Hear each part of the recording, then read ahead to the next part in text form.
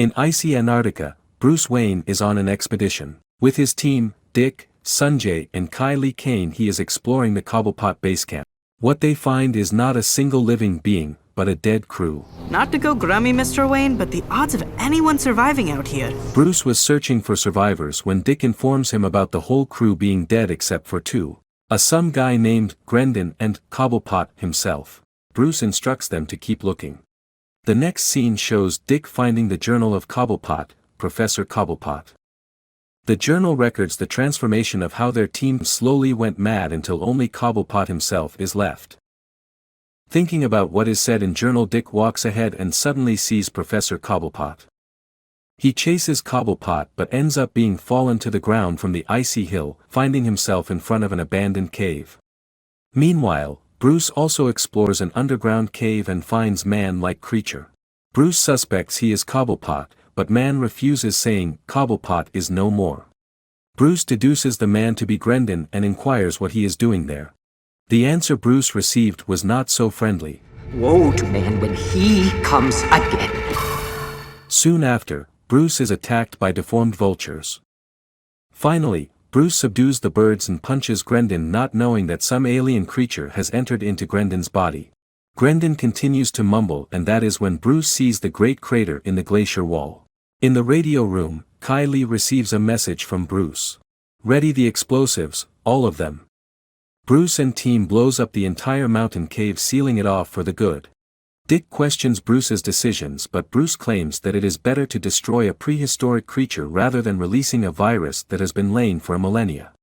Bruce returns to their ship with his crew, concluding Cobblepot is dead, but from a far icy mountain range, the deformed Cobblepot is watching, surrounded by his army of vultures. While reading the journal of Cobblepot, Bruce assumes that something bad is going to happen in Gotham.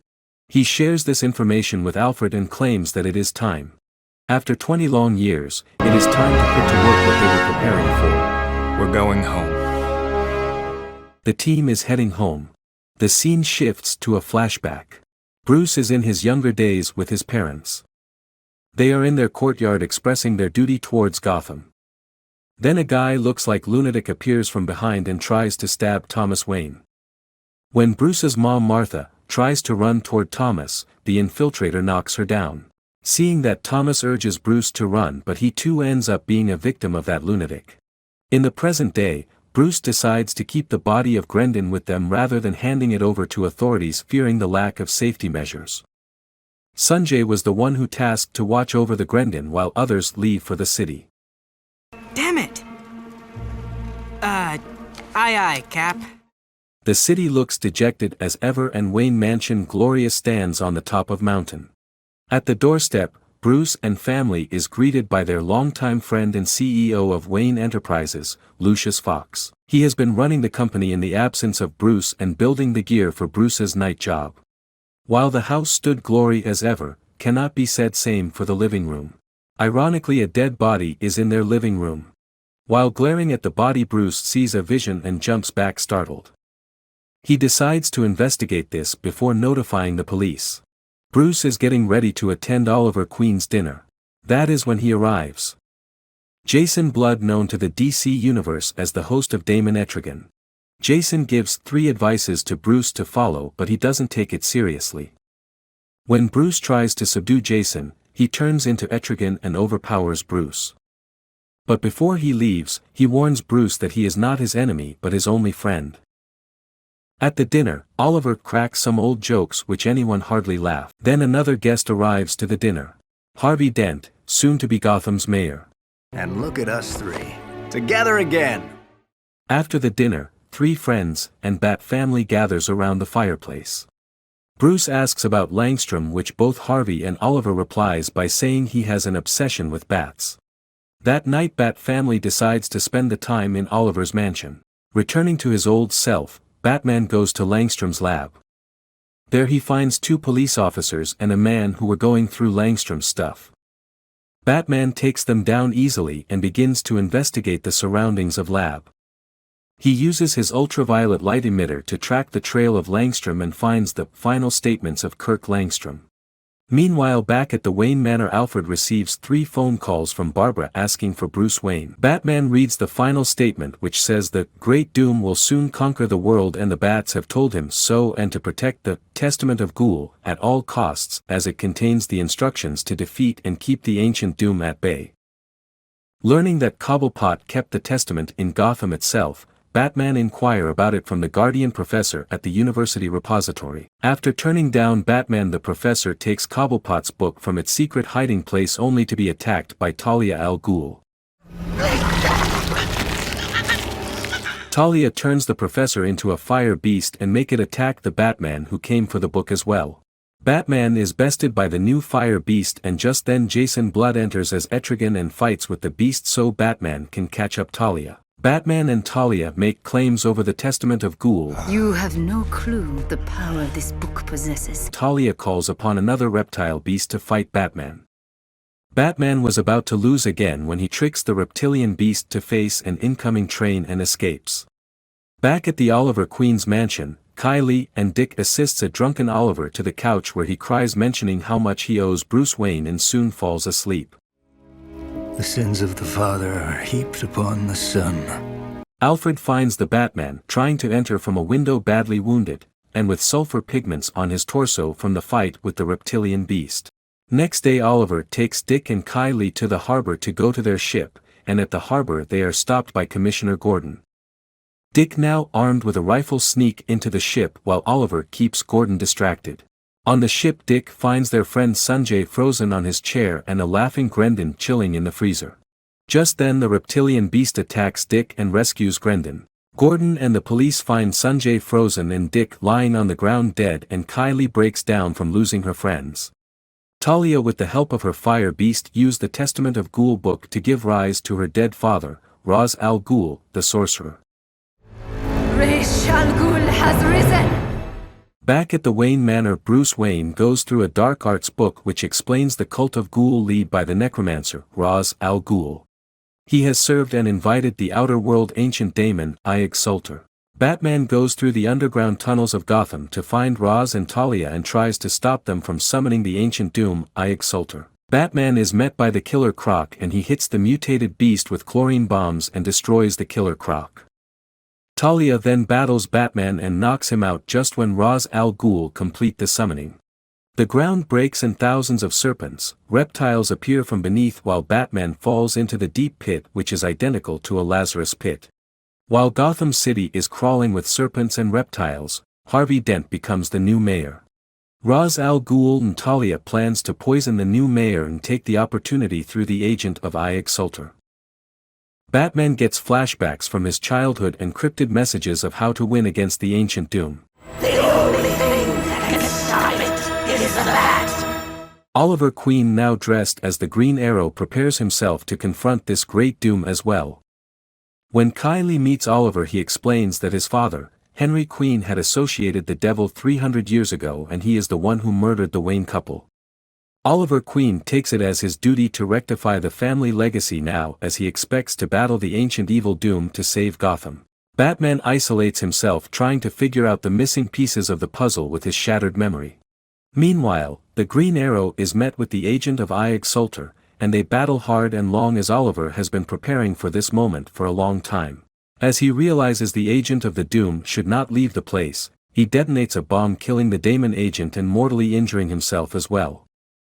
Batman and Kylie find the Green Arrow just before he dies. Batman and Green Arrow shares an emotional moment as they are lifelong friends.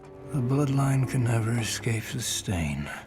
Meanwhile, the new mayor, Harvey Dent, is infected with an unknown skin disease, and later he finds out that he is mutated into something else when he is visited by Talia. Bruce Wayne, along with Kylie, mourn at the graves of Dick Grayson and Sanjay Tawde.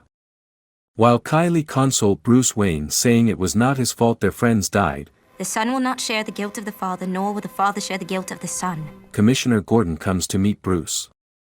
Barbara, who is also the Oracle, now in Arkham Asylum after her unfortunate incident, wants to meet Bruce. Batman gets ready to confront the ancient doom, and arms himself with many ancient weapons given by Oliver Queen. He says goodbye to Alfred and Kylie and leaves to meet the Oracle. Goodbye. Batman meets Barbara, who is in her wheelchair. She helps Batman to connect with the spirit wrapped in flames through her powers. And much to the surprise of the Batman, he meets his late father, Thomas Wayne. Thomas apologizes from Bruce and tells a horrifying story which Bruce couldn't believe. Thomas Wayne came to North America with the earliest European settlers back in the 16th century, and soon their settlement went out of food and rations, making their livelihood hard. Then Professor Cobblepot discovers an ancient hidden cave. Thomas Wayne, along with Henry Queen, Kirk Langstrom and Oswald Cobblepot, goes in to the cave and finds the Testament of Ghoul. They perform many dark art rituals in the book, and little by little their settlement gained prosperity and becomes the city of Gotham. The dark art gave them long lives, and when they realized their actions gave life to the ancient doom, I Exulter, it was too late. Cobblepot went to the edge of the world, leaving human civilization. Henry went insane and killed Thomas and Martha Wayne. Langstrom killed himself by hanging, and now the ancient doom is coming back to the Gotham. Thomas tells Bruce to trust himself and destroy the evil. You must seek communion. The bats. Batman begins to perform an ancient ritual in order to open up his inner mind and finds the answer he was searching for. To defeat the enemy, Batman needs to become the Bat himself. Then now, you are one of us. He goes to find the ancient evil in the past, from where it all began. In the very depths of Gotham City, inside the catacombs, Batman falls into a Lazarus pit. Batman finds Harvey Dent adhered to the wall of the caves, being a gateway to the Shrine of the Doom. Harvey tells Batman to take care as he has no hope anymore. As Batman enters to the pathway, he encounters the 3 dead souls of his friends, Dick Grayson, Sanjay Jay Tawde and Oliver Queen, all who are controlled by the demonic power. Batman battles them and uses his spiritual arrows to release their souls from the daemon. Batman enters the shrine and soon comes face to face with an empowered Talia al Ghul, who uses powerful magic to attack Batman. Batman somehow overpowers her magic by piercing her with his grapnel and kills her afterwards. My friends have a bad habit of dying. Batman reaches the top of the shrine to confront Ra's al Ghul, only to realize his magic is too powerful to battle one-on-one. Ra's reveals to Batman that he has become the ancient being himself, I Exulter. While battling the Exulter and his dark magic, Batman remembers to be himself, the Bat. For the first time ever, the Batman actually becomes his namesake. He pounds on the I Exulter's body and rips him apart in a frenzy of attack. The fury of the Bat is too much for the daemon. But the ancient doom, I Exulter, doesn't go down easily. It has its ancient dark life form descending upon the earth with its tentacles and a high-pitch outer world noise, which takes down the Bat to its knees. At the very last moment, the Bat remembers he has the daemon Etrigan with him and breaks the bottle to release Etrigan. Etrigan tells Batman to escape and take cover as he is going to blast the ancient doom I Exulter and devour him. Batman escapes, Etrigan blasts the doom and the city of Gotham gets destroyed along with it, fulfilling the prophecy. Later, the city is rebuilt with help of the Bruce Wayne Foundation, now led by Kia Lee. They remember the fallen heroes and Kia tells everyone Bruce Wayne will always watch over them as the great Bat opens its red devilish eyes in the darkest corner of Gotham Bell Tower. The morale of this awesome story is no matter how hopeless the situation might look, and when all hope is lost, still hang on to the belief that there is always a way to see it through. And when you begin to truly believe you are doing the right thing, you will find the answer in victory, just like Batman did. So, never give up.